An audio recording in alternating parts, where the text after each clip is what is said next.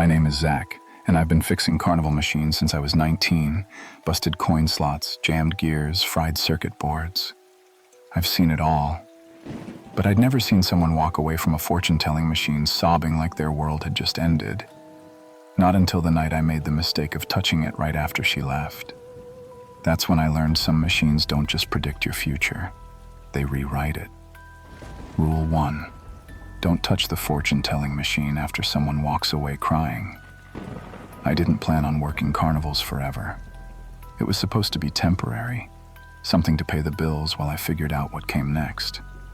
My dad owned a small repair shop in Nevada, the kind that fixed washing machines and lawnmowers. He taught me how to take things apart and put them back together before I could even drive. When he passed, I sold the shop and hit the road. Carnivals needed people who could work with their hands, and I needed to not think about home for a while. 6 years later, I was still out here. Different state every month, same job every night. I'd gotten good at it too. Could diagnose a broken whack-a-mole in under a minute, rewire a claw machine blindfolded, and sweet-talk a temperamental skee-ball lane back to life. The work wasn't glamorous, but it was honest. And it kept me moving. Sunset Pier was one of the nicer spots on the circuit. Clean boardwalk, ocean breeze, families that actually smiled. The owner, a guy named Sal, ran a tight operation. He paid on time, didn't cut corners on safety, and treated his crew like people instead of spare parts. I'd been there almost 2 months when it happened. It was a Thursday night, late September. The crowds had thinned out after Labor Day, so most of the attractions were running on skeleton crews. I was doing my usual rounds, checking ticket machines, tightening loose bolts, making sure nothing was about to fall apart mid-spin. That's when I saw her. She was standing in front of Madame Zara's fortune machine, one of those old-school animatronic units from the 70s.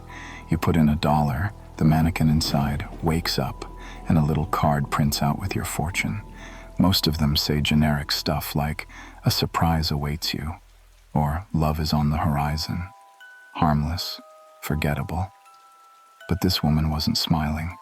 She was maybe in her mid-30s, wearing a gray coat, her purse clutched tight against her chest. She fed the machine a crumpled bill, and I watched the mannequin's head tilt forward. Its glass eyes lit up green. The gears inside whirred. Then the card came out. She grabbed it, read it, and went completely still. For a second, I thought maybe she was just surprised. Then her hand started shaking. She dropped the card, stumbled backward, and pressed both palms against her face. I heard the sob from where I was standing, 20 feet away, over the sound of the surf and the carousel music. She turned and ran, didn't pick up the card, didn't look back, just bolted down the boardwalk like something was chasing her. I stood there for a moment, confused. Then I walked over. The card was still on the ground, face up. I picked it up and read it. "Your daughter will die in 3 days. There is nothing you can do." I felt my stomach drop. No carnival fortune says that. Ever. These machines are programmed with feel-good nonsense, not psychological torture. I turned the card over, looking for some kind of prank setup, a logo. Anything, but it was just plain cardstock with that single sentence printed in dark, smudged ink. I looked up at the machine. Madame Zara sat motionless inside her glass booth, her painted face frozen in a smile. She wore a purple headscarf and gold hoop earrings. Her hands rested on a velvet-covered table with a crystal ball in the center. Everything about her looked cheap and dated, like a prop from a bad movie. But her eyes, I don't know. Maybe it was the angle, or the way the light hit the glass, but for just a second, it felt like she was looking at me. I shook it off, told myself it was a malfunction. Maybe someone had hacked the machine as a sick joke. Maybe the woman had mental health issues, and the fortune just happened to trigger something. Either way, it wasn't my problem. But I couldn't just leave it like that. If the machine was printing disturbing messages, Sal needed to know. He'd pull it offline, get it checked out, maybe even scrap it.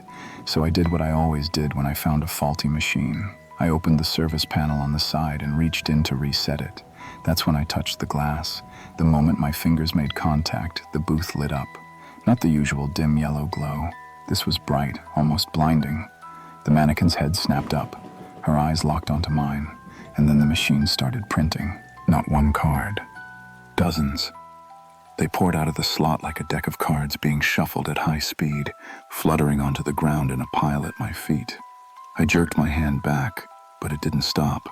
The gears kept whirring. The cards kept coming. I bent down and grabbed one. You will lose someone you love in 9 days. I grabbed another. You will betray a friend to save yourself. Another. You will die alone, and no one will remember your name. My hands were shaking now. I dropped the cards and backed away from the machine, my heart pounding in my chest. The printing finally stopped. Madame Zara's eyes dimmed. The booth went dark. I stood there in the cold air, staring at the pile of fortunes scattered around my feet. There had to be 30 of them, maybe more. Every single one was about me. I didn't tell Sal. I didn't tell anyone. I just gathered up the cards, shoved them in my jacket pocket, and locked the service panel. Then I walked back to my trailer, sat on the edge of my bed, and spread them out on the floor. 32 cards, 32 predictions, and not one of them was good. Some were vague. Others were horrifyingly specific. You will forget her face. The accident wasn't your fault, but you'll never forgive yourself. You will steal from someone who trusted you. On the 8th day, you will receive a call you've been dreading. You will run, but you won't make it far enough. I sat there for hours, reading and rereading them, trying to make sense of it. Was this some kind of prank, a glitch, a warning? But the more I looked at them, the more I realized something. They weren't random. They were in order. The first card I'd picked up said 9 days. The next one didn't have a number, but it fit in sequence, something that would happen between now and then. The ones near the end had phrases like, on the final night, and when it's too late. It was a timeline, a countdown, and today was day 1. I didn't sleep that night. I couldn't. Every time I closed my eyes, I saw Madame Zara's face, her eyes glowing green in the dark. I kept thinking about the woman who'd run away crying. I wondered if she'd gotten cards too. I wondered if hers had come true. The next morning, I went back to the machine. It was sitting there like nothing had happened. Quiet, dormant.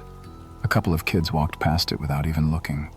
I stood in front of it for a long time, staring at the glass, trying to decide what to do. Then I saw something I hadn't noticed before.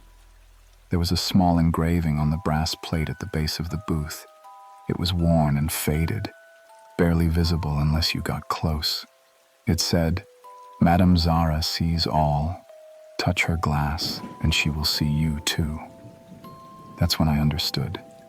The machine didn't malfunction. It didn't glitch. It worked exactly the way it was supposed to, but only after someone walked away crying. Rule 1. Don't touch the fortune-telling machine after someone walks away crying. I learned that rule too late. And now, I had 9 days to figure out what the hell I was supposed to do about it. Because according to the cards in my pocket, by day 9, I wouldn't have any days left. Let me tell you what happened on day 2. I woke up with a splitting headache and a voicemail from my sister, Julie. We hadn't spoken in over a year, not since I left Nevada and stopped answering her calls. She wanted to know if I was okay, said she had a bad feeling. I deleted it without calling back. I told myself it was a coincidence. The cards were messing with my head, that's all. But when I got to the pier that afternoon, Sal pulled me aside and told me one of the other techs, a guy named Leon, had quit without notice. Just packed his tools and left in the middle of the night. Leon and I weren't close, but we'd worked side by side for weeks. He'd helped me replace a motor on the tilt-a-whirl. We'd shared a 6-pack after a double shift. He was a decent guy. I pulled out the cards again that night and found one I'd missed before. A coworker will leave without saying goodbye. Day 3, I was walking past the funnel cake stand when I saw a little girl trip and scrape her knee. Her mom rushed over, helped her up, and the girl smiled through her tears. It was nothing, a normal moment, but I'd seen it before. On one of the cards, you will see a child fall, and you will do nothing to stop it. I hadn't done anything wrong. I wasn't close enough to help. But the card had known. It had seen this exact moment before it happened. That's when I realized the fortunes weren't just predictions, they were facts. On day 4, I got a call from an old friend, someone I hadn't heard from in 3 years. He needed money. I said no. I hung up, and then I remembered another card. You will betray a friend to save yourself. I wasn't saving myself. I just didn't have the cash to spare. But the card didn't care about my reasons. It only cared about the outcome. By day 5, I stopped reading them. By day 6, I couldn't stop. On day 7, I went back to Madame Zara. The boardwalk was nearly empty. It was a cold, gray evening, and most of the rides were closed for maintenance. I stood in front of the machine, hands in my pockets, staring at that stupid painted face. "What do you want from me?" I said out loud. The mannequin didn't move. The booth stayed dark, but then slowly the eyes lit up, green, bright, focused, and a single card began to print. I didn't want to take it, but I did. "You will return to the place you've been running from, and you will face what you left behind." I crumpled the card in my fist and walked away, but I knew what it meant. It meant I had to go home.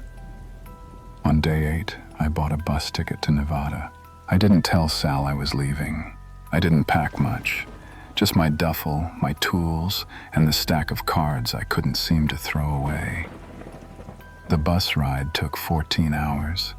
I spent most of it staring out the window, thinking about my dad, about the shop, about the day I walked out and never looked back. When I got to town, it looked smaller than I remembered. The streets were quiet. The shop was still there, but it had a new sign now, someone else's name. I stood outside for a long time, hands shaking, trying to figure out what I was supposed to do. Then my phone rang. It was Julie. "On the 8th day, you will receive a call you've been dreading." I answered. She told me she'd been trying to reach me for weeks. She told me she'd found something in Dad's old desk, papers, letters, things he'd never shown us. She told me he hadn't died the way I thought. And just like that, everything I'd been running from came crashing down. Day 9. I'm writing this from a motel room 2 blocks from the shop. I don't know what's going to happen next. I don't know if the cards are finished or if there's more. But I do know one thing. Madame Zara doesn't predict the future. She creates it. And the moment you touch that glass, you're not reading your fortune. You're signing a contract. I don't know if I can stop what's coming. The cards say I can't. But maybe, just maybe, if I'd never touched that machine in the first place, none of this would have happened. So if you ever see someone walk away from a fortune-telling machine in tears, do yourself a favor. Walk away too. Don't touch the glass. Don't reset the system. Don't try to help. Because some machines don't need fixing. They're working exactly the way they're supposed to. Rule 2. Never eat the carnival food after the stands close. There's a reason the carnival workers pack their own meals. It's not written in any handbook, and no one explains it to the new guys. You just learn by watching. After the lights go out and the last customer leaves, you don't touch the leftover food. You don't eat the hot dogs still rotating under the warmers. You don't grab the popcorn bags left behind, because after hours, the food doesn't belong to the carnival anymore. It belongs to something else. I learned that the hard way, and now every meal I eat tastes like a memory I've been trying to forget. I got back to Sunset Pier on a Tuesday.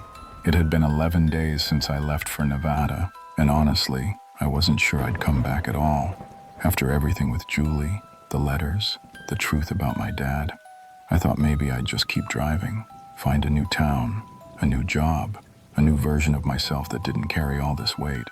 But I didn't have anywhere else to go, and Sal had texted me twice asking if I was okay. He didn't push, didn't ask questions, just said my job was still there if I wanted it.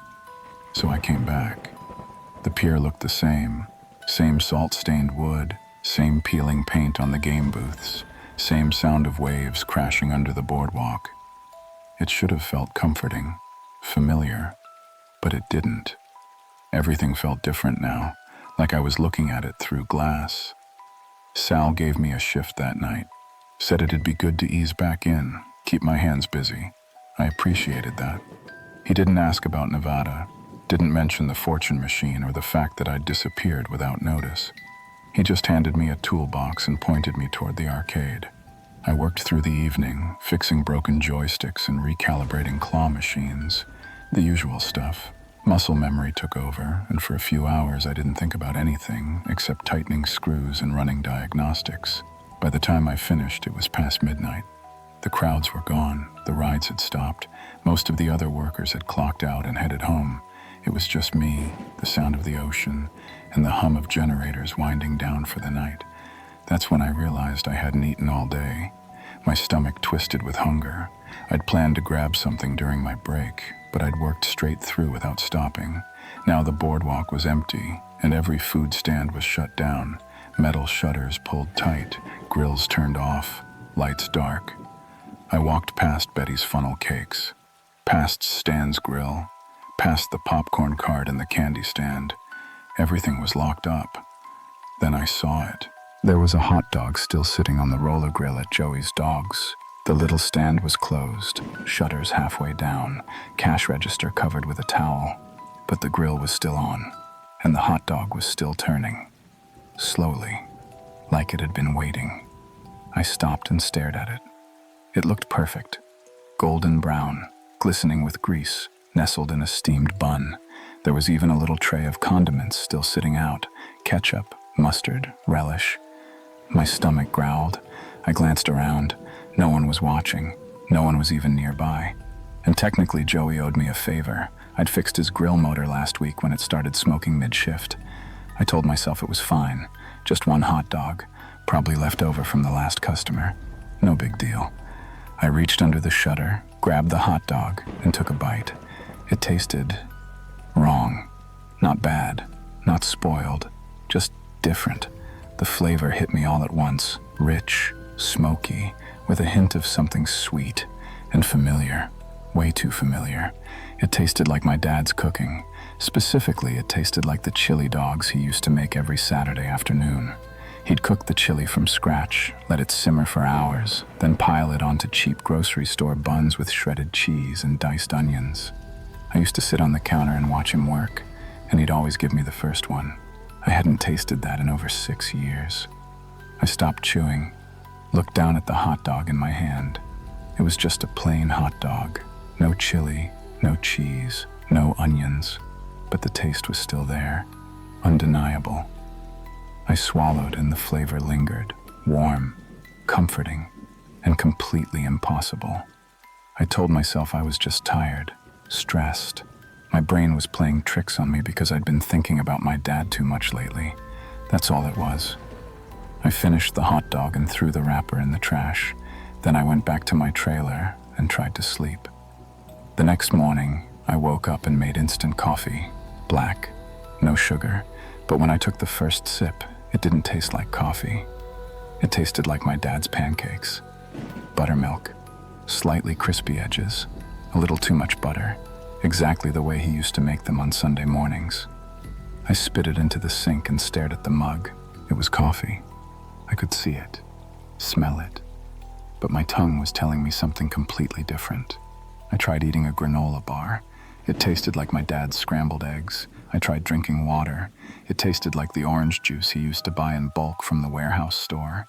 Everything I put in my mouth tasted like something he'd made. I didn't eat for the rest of the day. By that night, I was starving. My hands were shaking, and I could barely focus on my work. I kept dropping tools, missing screws, forgetting what I was supposed to be fixing. Sal noticed. He pulled me aside during my break and asked if I was okay. I told him I was fine, just a stomach bug. He didn't look convinced, but he let it go. After my shift, I went to a 24-hour diner 3 miles from the pier. I ordered a burger and fries. Something simple. Something that had nothing to do with my dad or the carnival or any of it. The waitress brought it out, and I took a bite. It tasted like my father's meatloaf. I dropped the burger, pushed the plate away, paid the bill and left. On the drive back, I stopped at a gas station and bought a bag of chips, ate them in the parking lot. They tasted like the roasted potatoes he used to make for Thanksgiving. That's when I knew. This wasn't in my head. Something was wrong. I went back to the pier that night. It was late, past 2 a.m., but I didn't care. I walked straight to Joey's hot dog stand and looked at the grill. It was off. Cold. The shutters were locked tight. But underneath the counter, tucked behind a stack of napkins, I found something. A grease-stained piece of paper, folded in half. I opened it. It was a handwritten note. The ink was faded, but I could still read it. The food remembers. After closing, it belongs to the boardwalk. Don't eat what's been left behind. No signature, no date, just that warning. I looked around the stand. There were other notes too, tucked into drawers, taped under counters, wedged between bottles of ketchup. All of them said the same thing in different words. Don't eat after hours. The carousel feeds the stands. What you taste isn't yours.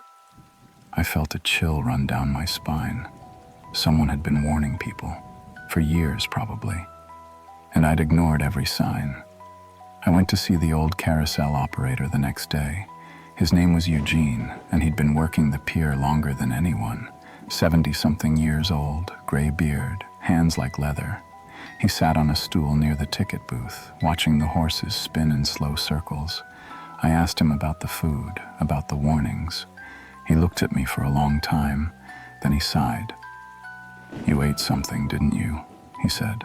I nodded. He shook his head. Damn shame. You seemed like a smart kid. What's happening to me? I asked. He leaned back on his stool and folded his arms. The carousel's been here since 1902. Longer than this pier, longer than this town even. It wasn't always a ride. Used to be something else, something older. What do you mean? I said. It eats memories, he said simply. Not all at once, just little pieces.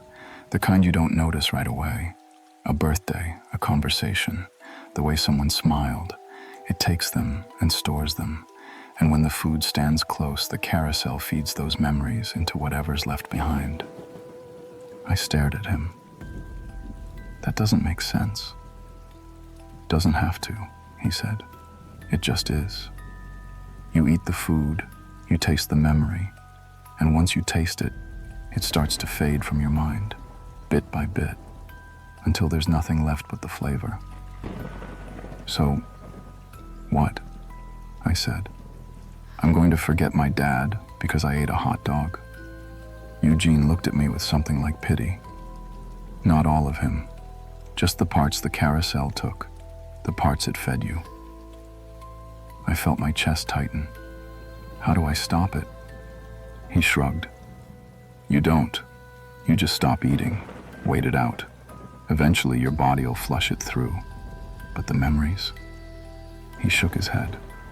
Those don't come back. I stood there frozen. How long? I asked. Depends on how much you ate, he said. Could be days, could be weeks, could be never. I thought about the hot dog, the coffee, the burger, the chips. I thought about my dad's chili dogs, his pancakes, his meatloaf, all the little things I'd been trying so hard to hold on to, and now they were slipping away. Rule 2. Never eat the carnival food after the stands close. It's been 5 days since I ate that hot dog. I haven't eaten anything from the pier since, but the damage is done. I can still taste my father's cooking every time I eat, but the memories are getting harder to reach.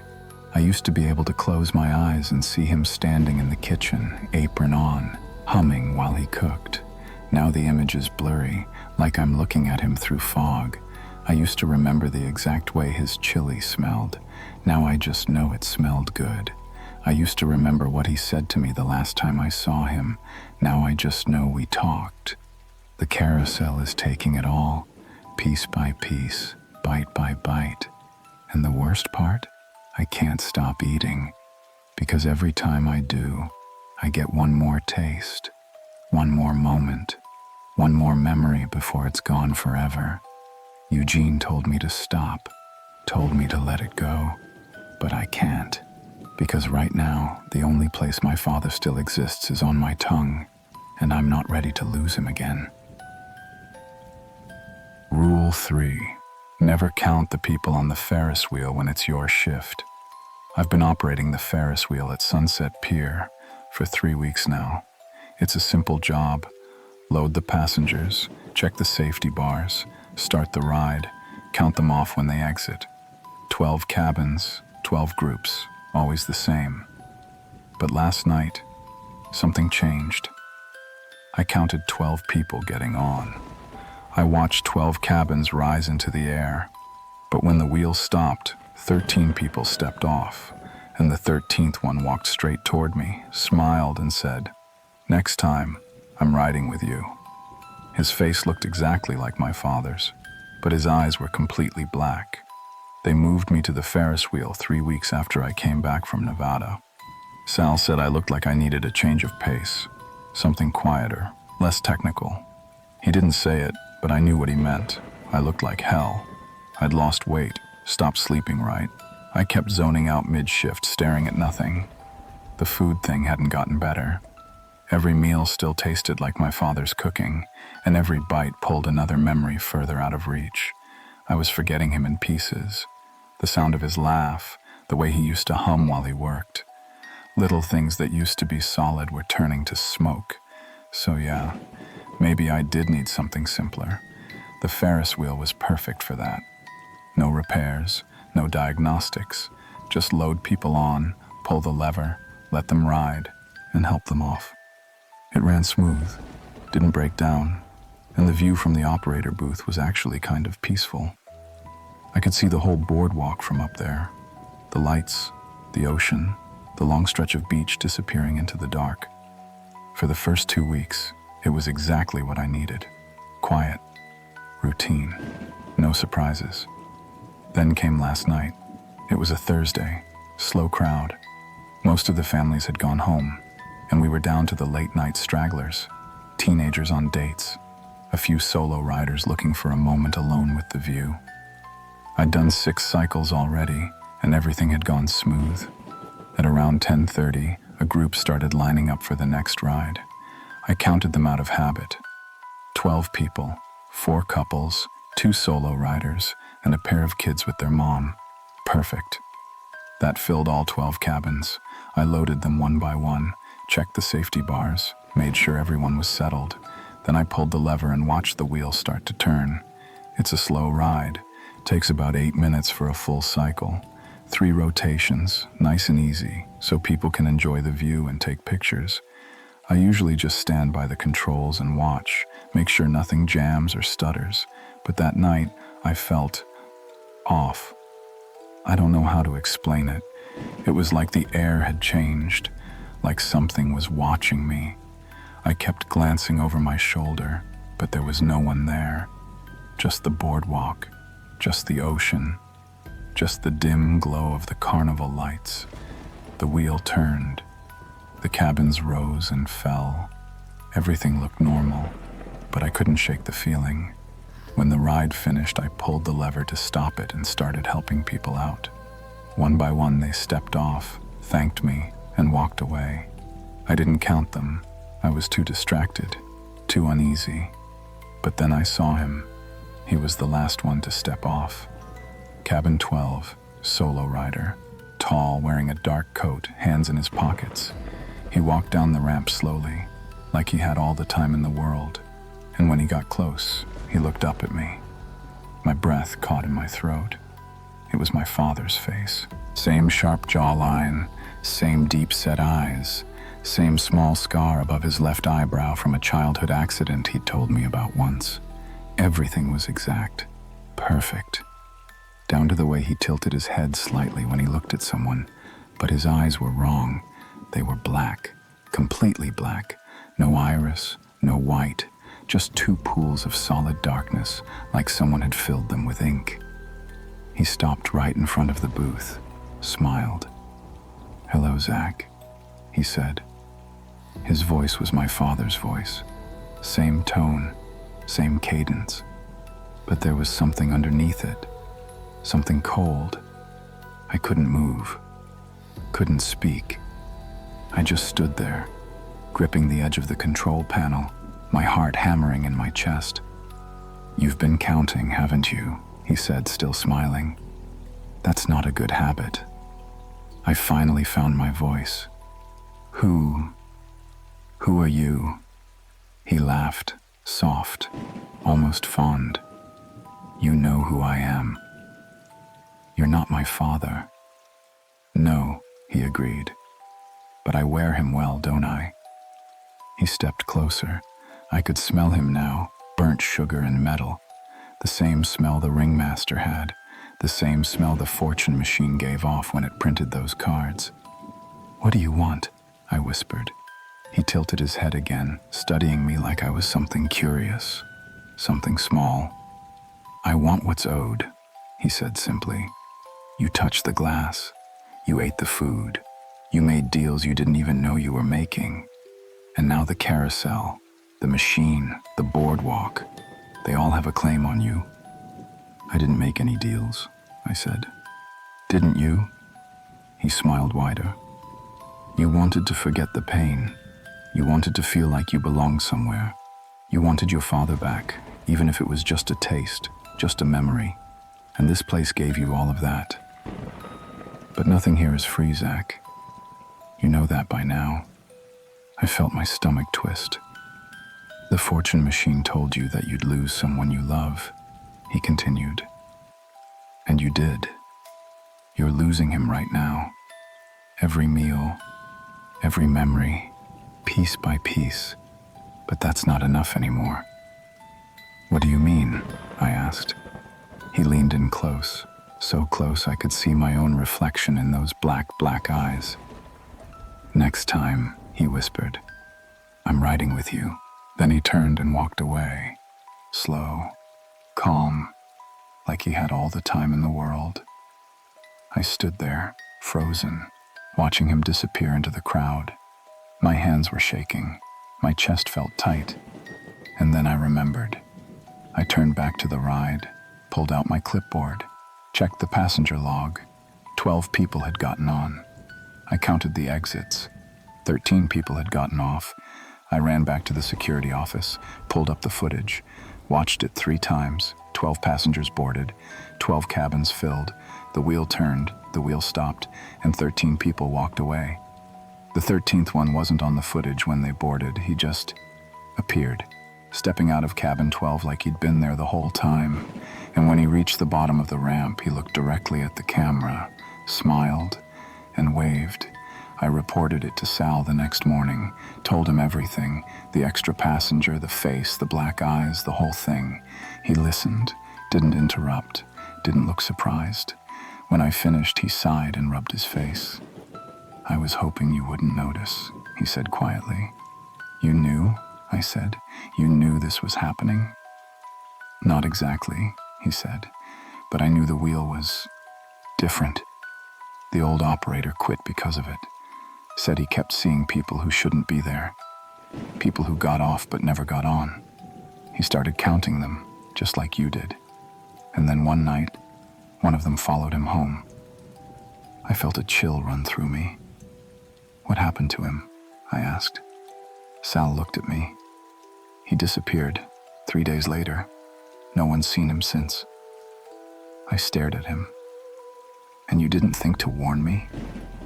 "I didn't think it would happen again," he said. "The wheel's been quiet for months. I thought maybe it was over." "Well, it's not," I said. "It's back, and it's wearing my father's face." Sal was quiet for a long time. Then he said, "There's a rule. An old one. The previous operator told me about it before he left. What rule? I asked. Never count the people on the Ferris wheel when it's your shift, he said. Just let them on, let them off. Don't keep track. Don't check the numbers, because once you start counting, the wheel knows you're paying attention, and once it knows, it starts adding. Adding what? I said. Passengers, Sal said. People who aren't supposed to be there. People who've been riding for a long time. People who want off. I felt my throat go dry. And if they get off? Sal looked at me. They need a replacement. Rule 3. Never count the people on the Ferris wheel when it's your shift. It's been 2 days since I saw him, the thing wearing my father's face, and I haven't worked the Ferris wheel since.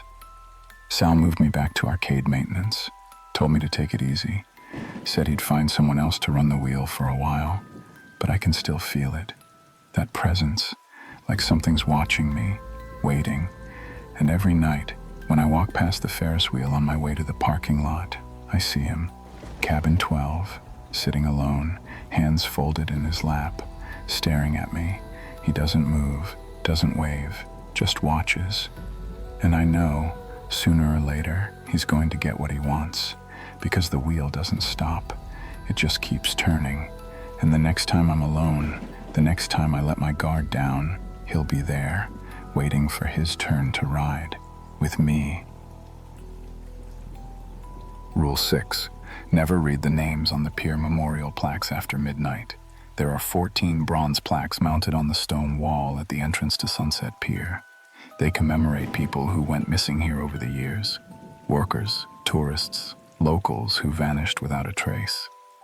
I've walked past them 100 times and never paid much attention. But last night I made the mistake of reading them after midnight. 13 names, 13 dates, and then I saw the 14th plaque. It had a name I recognized, the previous Ferris wheel operator who disappeared 3 months ago. But the date was wrong. It didn't say he vanished months ago, it said lost last night. I checked the plaques again this morning. There are 15 now, and the newest one has my name on it. I never used to think about those plaques. They were just part of the scenery, background noise, the kind of thing you see every day but never actually look at. They're mounted on a low stone wall right at the entrance to the pier, where the boardwalk meets the parking lot. Brass plates, weathered green from years of salt air, each one bolted into the stone with 4 screws. Some have flowers left beneath them, some have candles, most just sit there, forgotten.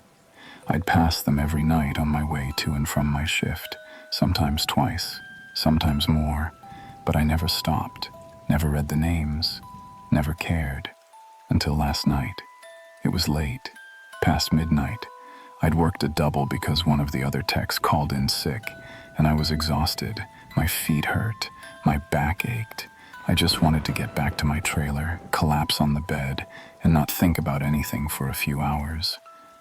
But as I walked past the plaques, something made me stop. I don't know what it was. Maybe the way the streetlight hit them. Maybe the fact that the boardwalk was completely empty and silent for the first time in weeks. Maybe just the weight of everything that had been happening. The fortune machine, the food, the Ferris wheel, the thing with my father's face. I was tired of running, tired of not understanding, tired of being afraid. So I stopped, and I read them. The first plaque said, "In memory of Jennifer Calloway, lost to the sea, June 14th, 1978. May she find peace." The second, Thomas Rainier, disappeared October 3rd, 1983. Gone but not forgotten.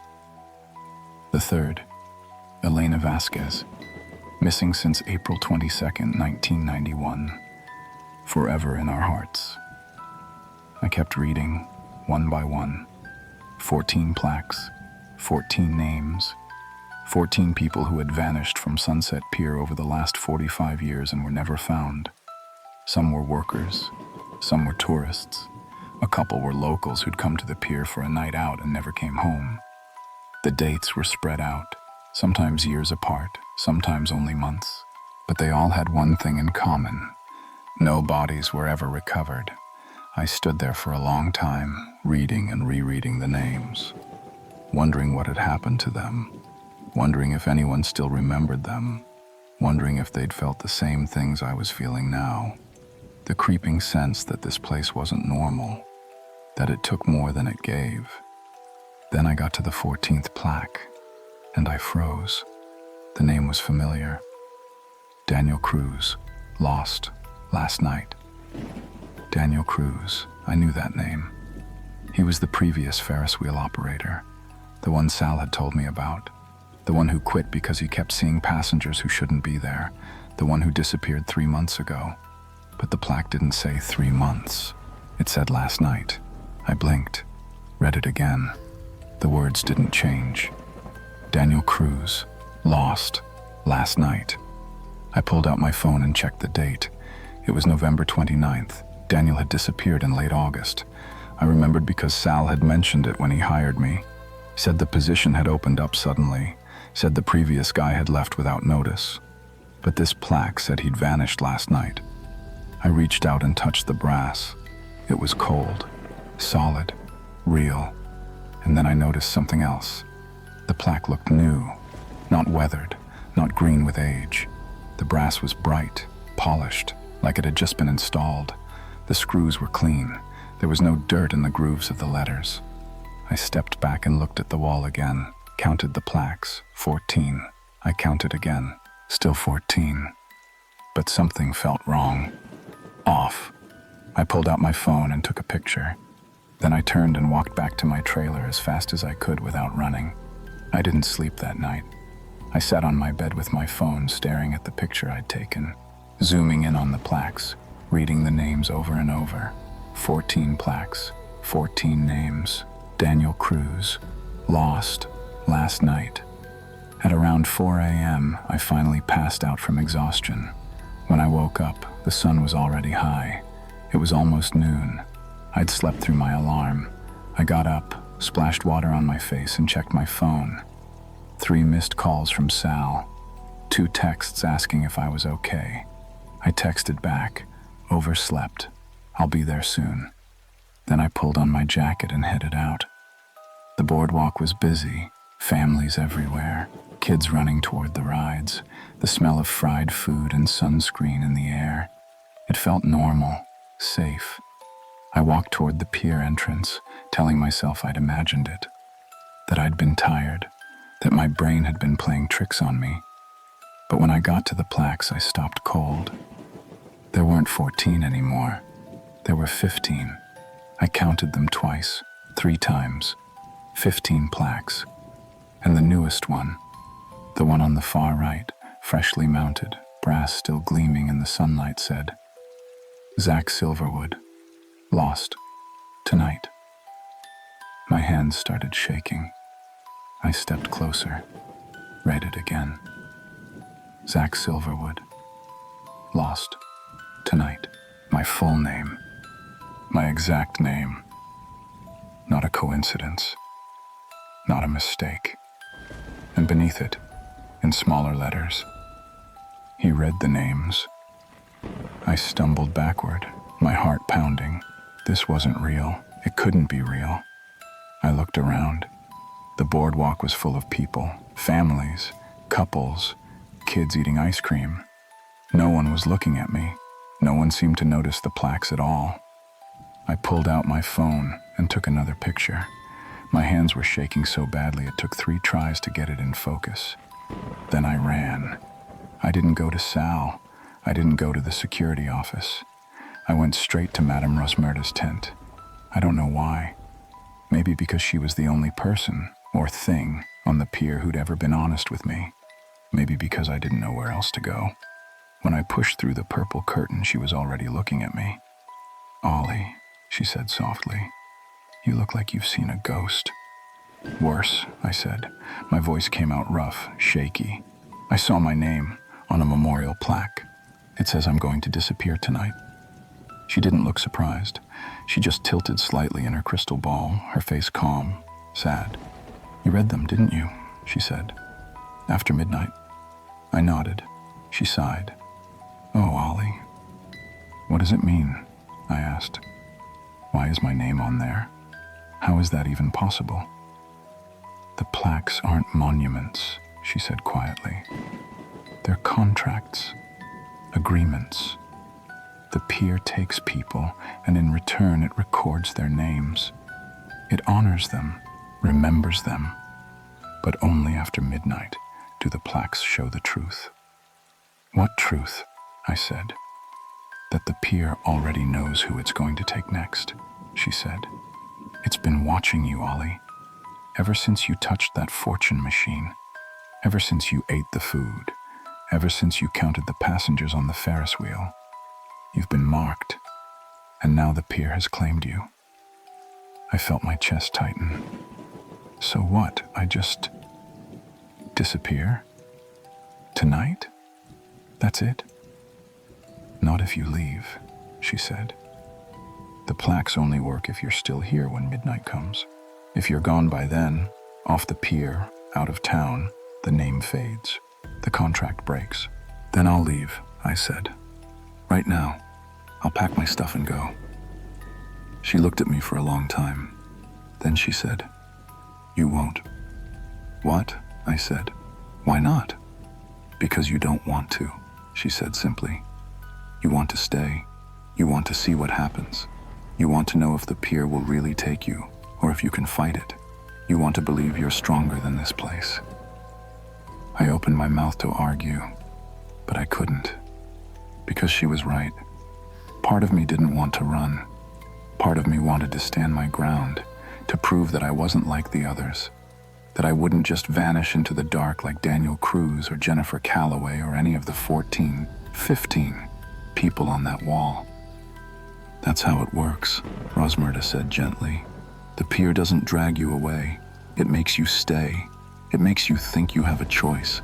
And by the time you realize you don't, it's already too late. I looked down at my hands. They were still shaking. What do I do? I whispered.